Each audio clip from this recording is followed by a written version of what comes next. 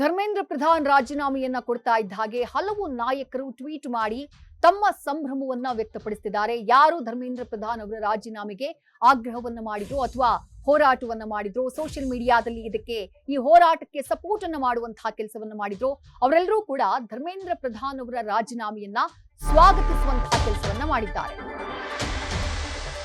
Cockroach party ಜೊತೆ ಸಂಧಾನ ಸಭೆಗೆ ಕೇಂದ್ರ ಸರ್ಕಾರ ಸಜ್ಜಾಗಿದೆ. ಪ್ರಧಾನ್ ರಾಜೀನಾಮೆ ಬೆನ್ನಲ್ಲೇ ಸಂಧಾನಕ್ಕೆ ತಯಾರಿಯನ್ನ ಮಾಡಿಕೊಳ್ತಾ ಇದೆ ಎನ್ನುವಂತಹ ಮಾಹಿತಿ. ಬಾಕಿ ಉಳಿದಿರೋ ಇನ್ನೆರಡು ಬೇಡಿಕೆಗಳ ಈಡೇರಿಕೆಗೆ ತಯಾರಿಯನ್ನ ಮಾಡಿಕೊಳ್ತಾ ಇದೆ ಕೇಂದ್ರ ಸರ್ಕಾರ. ನಡ್ಡಾ, ಅಮಿತ್ ಶಾ ಸಭೆ ಬಳಿಕ ಸಿಜೆಪಿ ಜೊತೆ ಸಂಧಾನ ಸಭೆ ನಡೆಯುವಂತಹ ಸಾಧ್ಯತೆ ಇದೆ ಎನ್ನುವಂತಹ ಮಾಹಿತಿ ಸಿಗ್ತಾ ಇದೆ.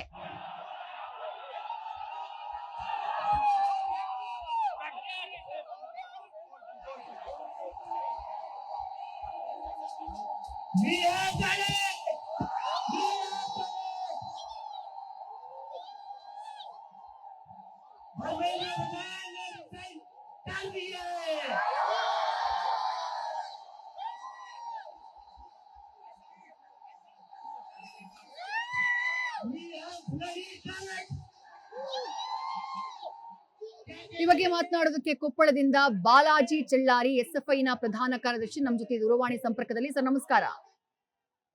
ಮೇಡಮ್ ನಮಸ್ತೆ. ಬಾಲಾಜಿ ಅವರೇ, ಹೇಳಿ, ಏನ್ ಹೇಳ್ತೀರಿ ಇವತ್ತು ಈ ಕ್ಷಣ ಆಗಿರುವಂತಹ ಈ ಬೆಳವಣಿಗೆಗೆ ಸಂಬಂಧಪಟ್ಟ ಹಾಗೆ? ಮೇಡಮ್, ಇದು ಇಡೀ ದೇಶಾದ್ಯಂತ ಒಂದು ವಿದ್ಯಾರ್ಥಿಗಳಿಗೆ ಸಿಕ್ಕಿರ್ತಕ್ಕಂಥ ಒಂದು ಬಹು ದೊಡ್ಡ ಗೆಲುವಾಗಿದೆ ಮೇಡಮ್.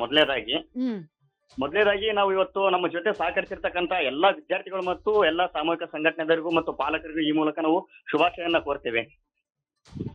ಏನಂತಂದ್ರೆ ಇವತ್ತು ನಮ್ದು ಏನಿದು ಮೊದಲನೇ ಗೆಲುವಾಗಿದೆ. ಆಮೇಲೆ ನಮ್ಮ ಬೇಡಿಕೆಗಳು ಹಲವಾರಿದಾವೆ. ಏನಂತಂದ್ರೆ ಇವತ್ತು ಬರೀ ರಾಜೀನಾಮೆ ನೀಡ್ತಕ್ಕಂಥದ್ದೇ ಅಂತಿಮ ಅಲ್ಲ, ಮುಖ್ಯವಾಗಿ ನಮಗೆ NTA ರದ್ದಾಗಬೇಕಾಗಿದೆ ಮೇಡಮ್.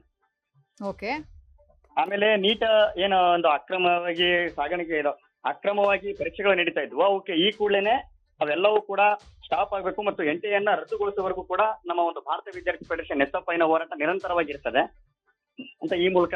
ಅದನ್ನ ಮೊದಲೇ ಘೋಷಣೆ ಮಾಡಿದ್ರಲ್ಲ ಬಾಲಾಜಿ ಅವರೇ, ಕಂಪ್ಯೂಟರ್ ಬೇಸ್ಡ್ ಎಕ್ಸಾಮ್ ಆಗತ್ತೆ ಅಂತ ಹೇಳಿ. ನೀಟ್ ಎಕ್ಸಾಮ್ ಪರೀಕ್ಷೆ ಸೋರಿಕೆ ಆಯ್ತಲ್ಲ, ಆ ಟೈಮಲ್ಲೇ ಕೇಂದ್ರ ಸರ್ಕಾರ ಇನ್ಮೇಲೆ ಡಿಜಿಟಲಿ ಎಕ್ಸಾಮ್ ಅನ್ನ ನಾವು ಮಾಡ್ತೀವಿ ಅಂತ ಘೋಷಣೆ ಮಾಡಿತ್ತಲ್ಲ ಅಂತ ಹೇಳಿ.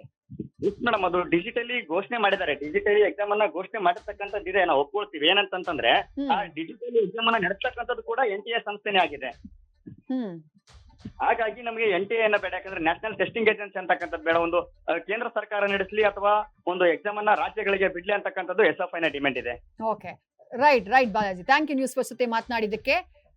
ರಾಜೇಶ್ ಅಂತ ಹೇಳಿ ನಾಗಮಂಗಲದಿಂದ ದೂರವಾಣಿ ಸಂಪರ್ಕದಲ್ಲಿ. ರಾಜೇಶ್ ಅವರೇ ನಮಸ್ಕಾರ. ರಾಜೇಶ್, ನನ್ನ ಧ್ವನಿ ಕೇಳಿಸ್ತಾ ಇದೆಯಾ? ಮೇಡಮ್, ನಮ್ದಿನ್ನು ಕಾಲ್ ಲೈನ್ ಅಲ್ಲಿ ಇದೆ, ನೀವು ಕಟ್ ಮಾಡಿ ನೀವು. ರಾಜೇಶ್, ನನ್ನ ಧ್ವನಿ ಕೇಳಿಸ್ತಾ ಇದೆಯಾ ರಾಜೇಶ್? ಸರ್ ಮೇಡಮ್ ಕೇಳಿಸ್ತಾ ಇದೆ. ಹೇಳಿ ರಾಜೇಶ್, ಏನ್ ಹೇಳ್ತೀರಿ? ಫೈನಲಿ ಧರ್ಮೇಂದ್ರ ಪ್ರಧಾನ್ ಅವರ ರಾಜೀನಾಮೆ ಆಗ್ಬಿಟ್ಟಿದೆ, ಯಾವ ರೀತಿ ನೋಡ್ತೀರಿ ಇದನ್ನ? ಧರ್ಮೇಂದ್ರ ಪ್ರಧಾನ್ ರಾಜೀನಾಮೆ ಮುಂಚಿತವಾಗ್ಲೇ ಕೊಡ್ಬೇಕಾಗಿತ್ತು ಮೇಡಮ್. ಏನಕ್ಕೆ ಅಂತಂದ್ರೆ ಇದನ್ನ ಹೊಣೆನ ಓದ್ಕೋಬೇಕಾಗಿತ್ತು.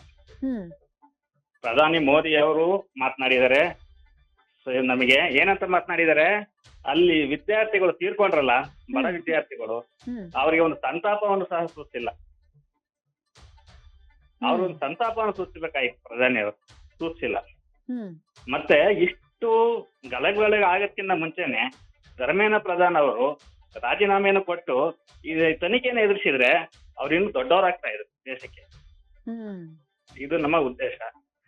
ಮತ್ತೆ ಕಾಕ್ರೋಚ್ ಏನ್ ಮಾಡಿದ್ದೆ ಇವಾಗ, ಕಾಕ್ರೋಚ್ನವರು ಡೆಲ್ಲಿಲಿ ಇದನ್ನ ಇವರು ಸಿಸ್ಟಮ್ ಅನ್ನು ಚೇಂಜ್ ಮಾಡೋದಕ್ಕೆ ಪರಿವರ್ತನೆ ಮಾಡ್ಕೋಬೇಕು. ಶಿಕ್ಷಣದಲ್ಲಿ ಇವತ್ತ ಬಡ ವಿದ್ಯಾರ್ಥಿಗಳಿಗೆ ಸರಿಯಾದ ಶಿಕ್ಷಣ ಸಿಗ್ತಾ ಇಲ್ಲ. ಶಿಕ್ಷಣ ಅನ್ನೋದು ಮಾರಾಟವಾಗಿ ಹೋಗ್ಬಿಟ್ಟಿದೆ. ಡಾಕ್ಟರ್ ಅಂಬೇಡ್ಕರ್ ಅವರ ಮೂಲ ಉದ್ದೇಶನೇ ಸರ್ವನಾಶವಾಗ್ತಾ ಇದೆ ಈ ದೇಶದಲ್ಲಿ. ದಯವಿಟ್ಟು ಇನ್ನು ಮುಂದೆ ಯುವ ಜನತೆಗಳು ಎಲ್ಲಾ ನಿಟ್ಟಿನಲ್ಲಿ ಯೋಚನೆ ಮಾಡಬೇಕು. ಇದು ತಾತ್ಕಾಲಿಕ ಪರಿಹಾರ ಅಷ್ಟೇ. ಧರ್ಮೇಂದ್ರ ಪ್ರಧಾನ್ ಅವರು ಇನ್ನು ಶಿಕ್ಷಣ ವ್ಯವಸ್ಥೆಯಲ್ಲಿ ಅಗತ್ಯ ಕ್ರಮಗಳನ್ನ ತೆಗೆದುಕೊಂಡು ವಿದ್ಯಾರ್ಥಿಗಳಿಗೆ, ಈ ದೇಶದ ಭವಿಷ್ಯ ರೂಪಿಸತಕ್ಕಂಥ ವಿದ್ಯಾರ್ಥಿಗಳಿಗೆ, ತೀರ್ಕೊಂಡಂತ ವಿದ್ಯಾರ್ಥಿಗಳಲ್ಲಿ ಯಾರು ವಿಜ್ಞಾನಿಗಳಾಗ್ತಾ ಇದ್ರು, ಯಾರು ಅಥವಾ ಇಸ್ರೋದಲ್ಲಿ ಇರ್ತಾ ಇದ್ರು, ಯಾರಿಗೂ ಗೊತ್ತು ಮೇಡಮ್. ಅಲ್ಲ, ಅವರೆಲ್ಲ ನೀಟ್ ಎಕ್ಸಾಮ್ ಬರೀತಾ ಇದ್ದವ್ರು ಸರ್, ಡಾಕ್ಟರ್ ಆಗ್ಬೇಕು ಅಂತ ಕನ್ಸನ್ನ ಕಟ್ಕೊಂಡಿದ್ದವರು. ಥ್ಯಾಂಕ್ ಯು ರಾಜೇಶ್ ಅವರೇ ನ್ಯೂಸ್ ಫಸ್ಟ್ ಜೊತೆ ಮಾತನಾಡಿದ್ದಕ್ಕೆ. ನ್ಯೂಸ್ ಫಸ್ಟ್ ನಿರ್ಭೀತಿಯಿಂದ ನಿಮ್ಮ ಪರವಾಗಿ.